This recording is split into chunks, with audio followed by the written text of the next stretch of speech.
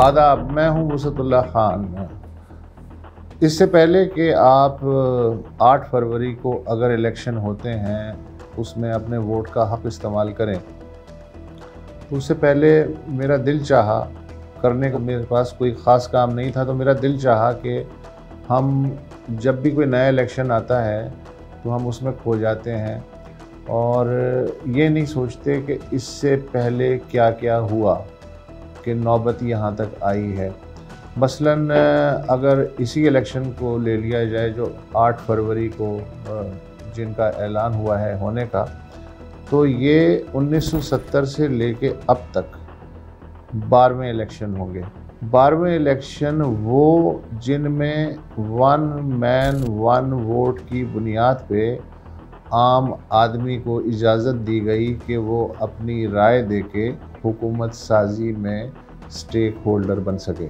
ऐसा नहीं है कि इससे 70 से पहले इलेक्शन नहीं होते थे, लेकिन उनकी नौइयत मुख्तलिफ थी, तरह तरह के तजर्बात होते थे। तब कहीं जाके हम 1970 तक इस काबिल हुए कि लोगों पे और उनके वोटों पे एतमाद करना सीखें। उससे पहले का जो प्रोसेस है, अगर मैं थोड़ा सा मुख्तसरन वो बताने की कोशिश करूं, तो बरतानवी हिंद में 1945-46 यानी पार्टीशन से लगभग 2 साल पहले जुदागाना इंतखाबात हुए थे, जिसमें मेन जमातें थीं कांग्रेस जो हिंदू अक्सरियत की नुमाइंदा थी, और दूसरी जो जमात थी मुस्लिम लीग, वो मुसलमानों की नुमाइंदा समझी जाती थी। इसमें आमतौर से हमें ये तो पढ़ाया जाता है कि मुस्लिम लीग ने जो भी मुसलमानों के लिए मुख्तलिफ सीटें थीं उन पे लैंडस्लाइड विक्ट्री हासिल की, और कांग्रेस जो है वो हिंदुओं के लिए मुख्तलिफ सीटों पे फातेह बन के उभरी। लेकिन ये कोई नहीं बताता कि ये जो इलेक्शन थे ये वन मैन वन वोट की बुनियाद पे नहीं थे। मसलन वोटर के लिए उस ज़माने में शर्त थी कि या तो वो साहिब जायदाद हो, या बुनियादी तौर पे तालीम याफ्ता हो, या किसी भी तरह का हुकूमत को टैक्स अदा करता हो। ज़ाहिर है कि 90% आबादी जो है वो इन तीनों में से किसी क्राइटेरिया पर पूरा नहीं उतरती थी। लिहाजा ये इलेक्शन तो हुए, लेकिन इसमें जो जमहूर थे ब्रिटिश इंडिया के या मुत्तहिदा हिंदुस्तान के कह लें, उन्होंने वोट नहीं दिया, बल्कि उनमें से जो इन तीनों में से कोई एक शराइत पूरी करते थे उनको इस काबिल समझा गया। ये ज़ाहिर है कि उस ज़माने का ये सिस्टम था। तो उसके नतीजे में जो मरकज़ी असम्बली वजूद में आई 1946 में, उसने कानून साजी की कोशिश की, और जो अबूरी पीरियड था पार्टीशन से पहले का, उस पर काम करने की कोशिश की। फिर जब पार्टीशन हो गया तो यही जो इनडायरेक्ट सूबाई इंतखाबात के बदले में जो मरकज़ी असम्बली बनी थी, उसकी बुनियाद पे पाकिस्तान की पहली वफाकी मजलिस कानून साज वजूद में आई, जिसके 69 मेंबर्स थे, दोनों बाजुओं से, मगरबी पाकिस्तान से भी और मशरक़ी पाकिस्तान से भी। उनके ज़िम्मे ये काम लगाया गया कि जो नई हुकूमत थी या नई ममलिकत थी वो गवर्नमेंट ऑफ इंडिया एक्ट 1935 के तहत चल रही थी, क्योंकि उसका कोई अपना आइन नहीं था।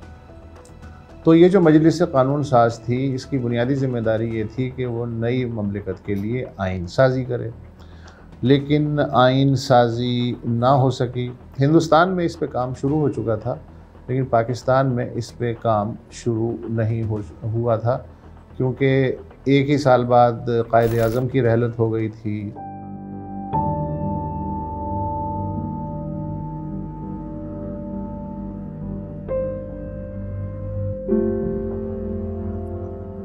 उसके बाद ब्यूरोक्रेसी और सियासतदानों की उखाड़ पछाड़ और दंगलबाजी जो है वो शुरू हो गई। वो आप तारीख़ की किताबों में पढ़ सकते हैं। बहरहाल ये मजलिस कानून साज जो पहली थी, ये आइन साजी में नाकाम हो गई। लेकिन इसका ये मतलब नहीं है कि आम आदमी जो है वो बिल्कुल अलूफ़ रहा। 1951 से 1954 के दौरान पाकिस्तान में वन मैन वन वोट की बुनियाद पे सूबों में अलबत्ता ज़रूर इंतखाबात हुए, और ये इंतखाबात जो हैं बदकिस्मती से पहले इंतखाबात पे ही सवालिया निशान आ गया। उस ज़माने में हमारे बुज़ुर्ग बताते हैं कि पंजाब में एक इस्तिलाह मुतारिफ़ हुई झुरलू। झुरलू का मतलब ये था कि बज़ाहिर एक कैंडिडेट बहुत मज़बूत है और जब बैलेट बॉक्स खुलता है वो हार जाता है। वो हार कैसे जाता है? चूँकि पुलिस और ब्यूरोक्रेसी, जो ज़िले और तहसील की सतह पे ब्यूरोक्रेसी होती थी, पटवारी, थानेदार वग़ैरह, वो अल्हम्दुलिल्लाह शुरू से ही जो हमारी अशराफिया है, हुक्मरान अशराफिया, वो उसे इस्तेमाल करने की आदी हो चुकी थी। तो पंजाब में जो इलेक्शन हुए वन मैन वन वोट की बुनियाद पे सूबाई सतह पे, उन पे भी सवालिया निशान आ गया इस झुरलू की वजह से।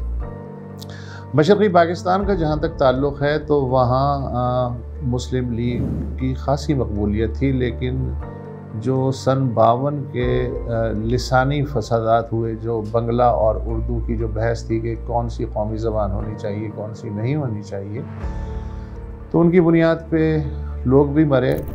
तो मशरक़ी पाकिस्तान में एक परसेप्शन ये हुआ कि जो मुस्लिम लीग है वो शायद हमारी उमंगों पे पूरी नहीं उतर रही है। तो जो कौम परस्त जमातें थीं, जिसमें कि उस ज़माने की अवामी लीग भी थी और उसके रहनुमा थे हुसैन, शहीद, सोहरावर्दी और जो दीगर जमातें थीं, उन्होंने एक फ्रंट बनाया जुगतू फ्रंट के नाम से। जुगतू फ्रंट ने जब इलेक्शन हुए मार्च 1954 में, तो मुस्लिम लीग का मशरक़ी पाकिस्तान में सफाया कर दिया। ये जो नताइज आए थे सूबाई सतह पे आम आदमी को वोट की ताकत देने के नतीजे में, उसका रिएक्शन ये हुआ कि जो नौआबादियाती निज़ाम की आदी हुक्मरान अशराफिया और ब्यूरोक्रेसी थी, उसके लिए ख़तरे की घंटी बज गई और उनको ये ख़्याल हुआ कि एक आदमी एक वोट कोई बहुत ज़्यादा अच्छी चीज़ नहीं है, और जब तक काबिल कबूल और मस्बत नताइज लाने का इंतज़ाम ना हो जाए, तब तक इनडायरेक्ट इलेक्शन ही गनीमत है और जमहूरियत कंट्रोल होनी चाहिए। उनका ख़्याल था कि आम आदमी जो है वो जाहिल होता है, शायद उसे पता नहीं होता कि जमहूरियत के आदाब क्या हैं, बड़े छोटे की तमीज़ नहीं है और वो अपने तबके को नहीं पहचानता। बहरहाल कहते तो नहीं थे वो ये बातें, हो सकता है दिल में ये बातें सोचते हों।